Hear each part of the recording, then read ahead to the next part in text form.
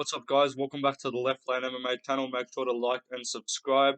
The UFC Vegas 79 Fiziev vs Gamrot just took place today, and I'm going to go through the entire card, recap the whole card, give my reaction and breakdown of every single fight on the card, and review my predictions as well at the end of the video. So, the first two fights on the card were between Tamiris Vidal and Montserrat Rendon, and then there was Mizuki Inoue vs Hannah Goldie. I did not watch either of them. I was asleep. I needed my sleep. And I felt it acceptable to miss two women's fights at the start of the prelims on an Apex card. So, didn't miss those cards, but I didn't miss those fights, but Tamiris Vidal lost. I picked her to win, but she lost a split decision to Montserrat Rendon, which was apparently like pretty clear for Rendon, so that's that. And then Mizuki Inoue won a unanimous decision, 29-28 over Hannah Goldie. So both of those two won, but I did indeed miss those two fights. But the first fight I did catch was Jake Collier versus Mohammed Usman. This is heavyweight peak at its finest. This is peak male athleticism. Jake Collier is the epitome of male physique. He got. Oh no, he didn't get it done. Mohammed Usman got it done by decision. 30-27 and then 29-28 on the other scorecard. In this fight, Collier had a pretty solid first round. Most people thought he won. He did all right with the boxing, you know. But then second round there was a bad eye poke that affected him. It almost took the whole time. Like he took 4 of the 5 minutes to recover. Real bad eye poke. And then in the end, Usman kind of just took over. He mixed in the takedowns. He found the range a little bit better with his hands, but he wrestled really effectively in that third round as well. He was landing some really good explosive takedowns. And he went his way to a unanimous decision victory, which I picked him to win. So good stuff from Muhammad Usman. He drowned his kid for tax support, but regardless, oh my god. If you know, you know. Jacob Malkoun versus Cody Brundage was the next fight on the card, and it was unfortunate ending to this one. It was a disqualification. So technically a win for Cody Brundage, but let's be real, no one counts that as a win for him. In my eyes, that's a no contest. I don't count this as a lost pick at all, to be honest. Um, Unlike with the main event, which I can accept as a lost pick, even though it was a bit of a fluke injury, this one is just like I don't count this as a win for Cody Brundage. It's the same way that no one counts Jones versus Matt Hamill as a loss for Jones. Like it just doesn't mean anything.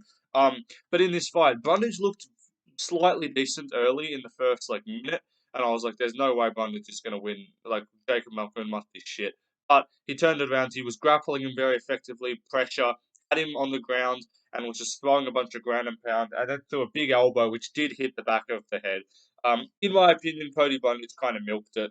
He didn't actually look that affected by it originally, and then he looked at the ref and was like, "That was back of the head, wasn't it?" And then he kind of milked it. Just didn't really want to be in there. He kind of felt early that he was just getting smushed. So if the UFC keeps him around, which they probably will, just because it's kind of tough to get rid of someone on that. If they keep him around, he's probably just going to get fed to some up and comer. Because after that performance and the way that fight ended, they're probably not going to do him any favors. So tough for Jacob Malkoun, though he doesn't walk away with a win, even though he was clearly going to win that fight. But regardless, the next fight on the card was Tim Means versus Andre Fialho. I picked Andre Fialho. Unfortunately, he's actually awful at fighting. Tim Means looked pretty good in this one. Look, there were moments where I was like, Fialho's doing decent here. Like he had moments where when he pressured Tim Means backwards and like actually tried to land some combinations, he actually did okay. But Means dropped him with a big knee in the first round, and Fialho just doesn't take punches or shots well at all. He's got a real suspect chin, and it's unfortunate. So, yeah, Andre Fialho lost this fight pretty clearly. He's probably going to get cut by the UFC. But you never know. They kept Blood Diamond around, so they might keep what's his name, Andre Fialho. But I think that's like 4 losses in a row. That's a loss now to it's now Means, Buckley, Salikov, and Jake Matthews all in a row. So that's pretty rough for Fialho. That's probably going to be the end of his UFC career. But good stuff from Tim Means. He just keeps fighting, keeps plugging away, keeps winning fights. And we'll see what's next for him. But the last fight on the prelims was Miles Johns versus Dan Arguetta. This one was just kind of weird. Like, I picked Dan Arguetta to win through the grappling, which he was having some success with, but Miles Johns was stuffing takedowns decently well. Arguetta did have his back for a little bit, but Arguetta just leaves himself open on the feet and he walks into punches like an idiot and just willingly gets hit in the face. So it was quite odd to see from him. Um, Bit questionable decision making. I kind of forget, like, look, this fight kind of escaped my memory pretty quickly. I think it was 2 rounds to 1 for Johns. But even I think it was one judge had it 30-27 because I think he hurt him in the first round, but then Argueta had a bunch of back control. Like he had his back standing, um, which was good, but he just wasn't good enough for getting it as often as you needed to. And then in the second and third, he was just running forward into punches like an idiot. I think something might have happened to his leg because pretty early on he was like kind of falling over a little bit and like tripping and stuff. So I think he might have had a bit of a compromised leg, but not too sure. Solid win for Miles Johns. Dan Argueta gets some better striking defense. But moving up to the main card, it was Charles Jourdain versus Ricardo Ramos. This one was an impressive round one submission for Charles Jourdain. He got it done real quick here.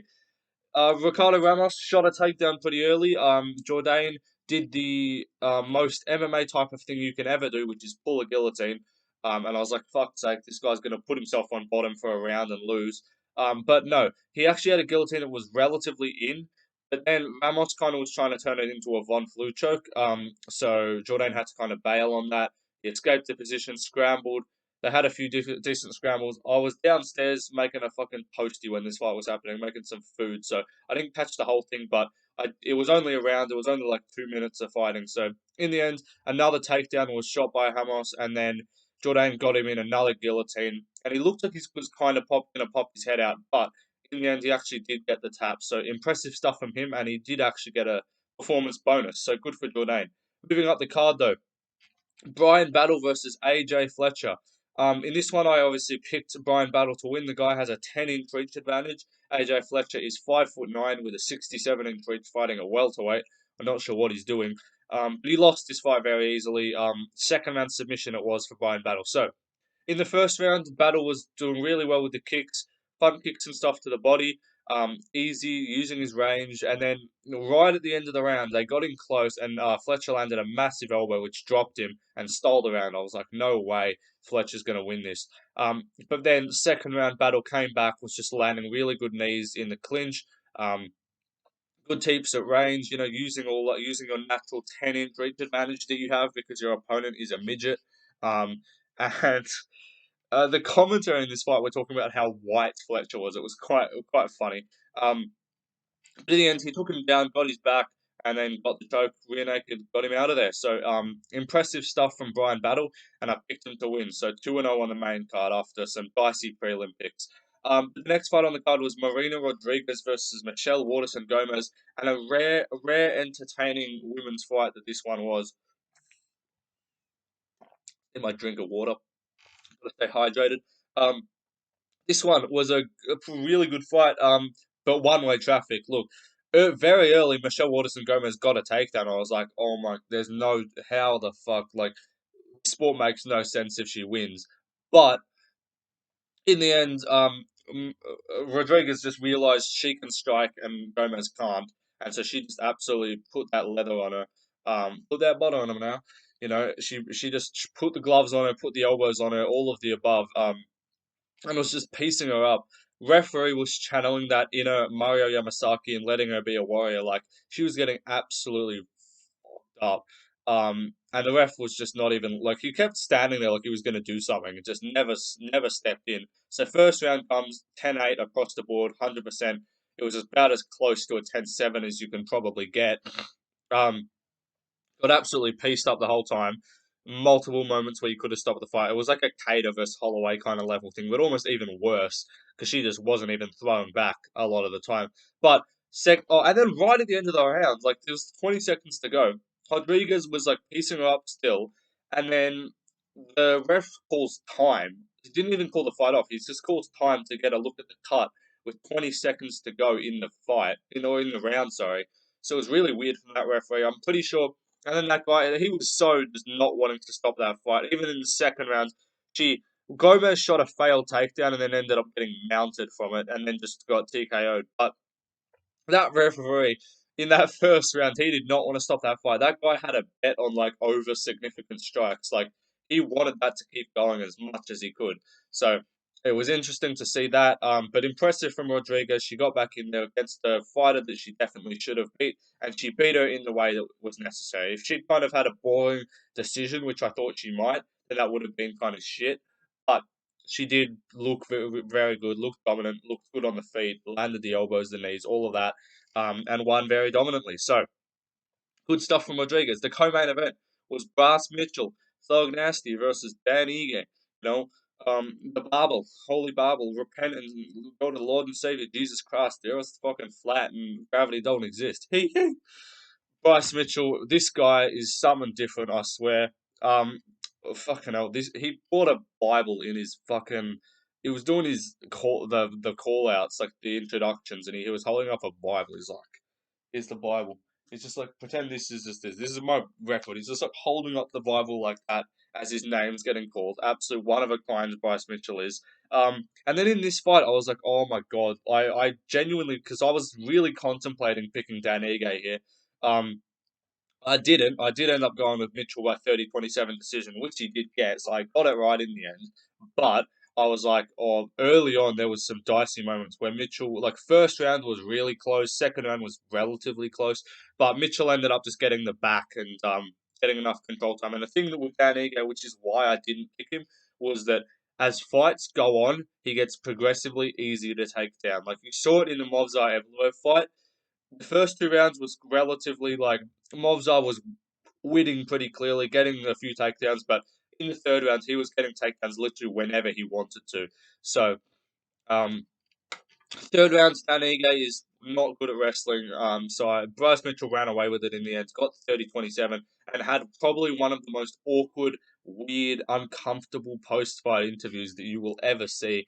He was talking about like Jesus. He's talking about Satan's overtaking the world or something, and he was trying to say that Satan was responsible for the Maui, um, the fires in Hawaii right now.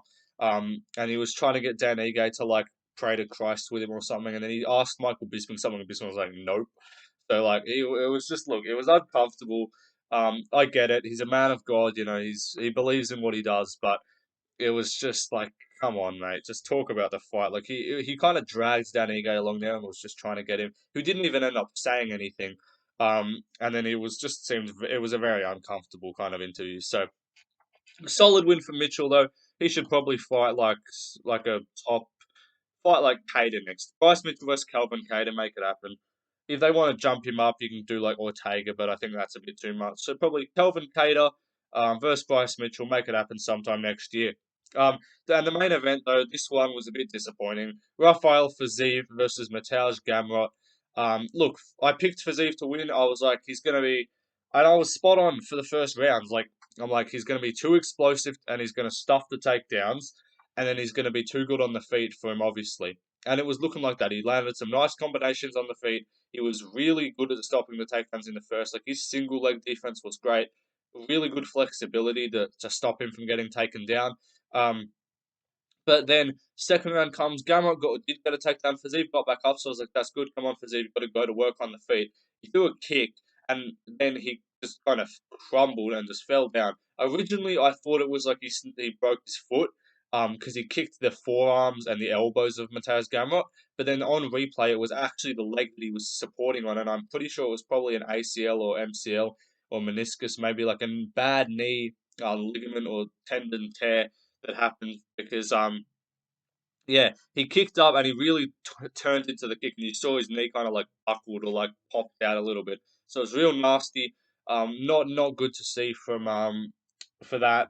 Gamble kind of celebrated, which was a bit weak. Like you should go straight to the guy, and like after an injury, you don't want to celebrate that much. Like we've seen it before, like Blades against Aspinall, Allen against Cater. Like these guys don't celebrate when they win. That you should like, it's three featherweights now. It's been Cater against Allen when Cater did his knee.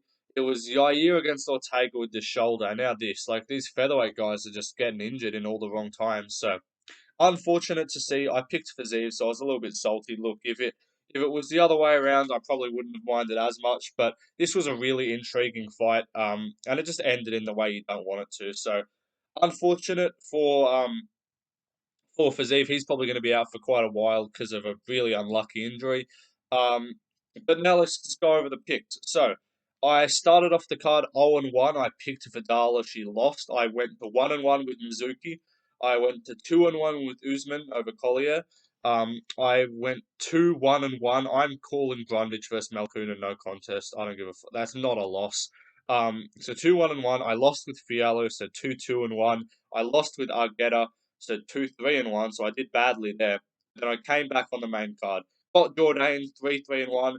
Got Battle 4-3-1. Got Rodriguez 5-3-1. Got Mitchell 6-3-1. And then unfortunately, Fiziev lost in the main event with the injury. So I ended up with 6-4-1. But Malkoun would have won, so I'm kind of annoyed about that. But I'll see you in the next video, which will be the podcast. Should be out tomorrow or the day after. So peace out, everybody.